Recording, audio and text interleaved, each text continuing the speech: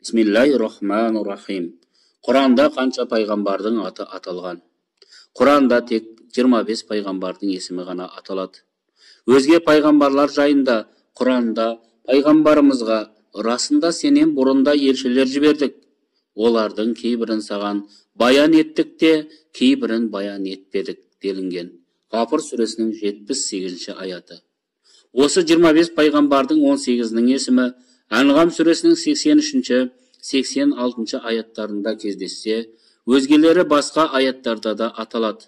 Сол аяттарға назар салып көрелік. Рахымды, мейірімді Алланың атымен бастаймын. Ибрахимнің еліне берген дәлеліміз осы. Қалағанымыздың дәрежесін көтереміз. Күдіксіз Раббың хикмет иесі, толық білуші, және оған Исхақ, Яқубты беріп, барлығын тура жолға салдық. Бұрын Нұхты да тура жолға салып, және оның ұрпақтарынан Дәуд, Сүлеймен, Айюб, Юсуп, Муса және Харонға да тура жол көрсеттік. Игілік істеушілерге осындай сыйлық береміз. Және Закария, Яхия, Иса және Ильяс барлығы жақсылардан, Исмаил, Алияса, Юнус әрі Лутты барлығын әлемге ардақты қылдық. Әнғам сүресінің 83-86 аяттары.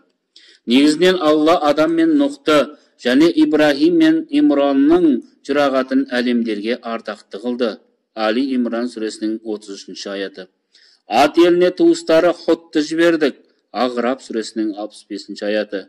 Самуд еліне туыстары Салихты жібердік.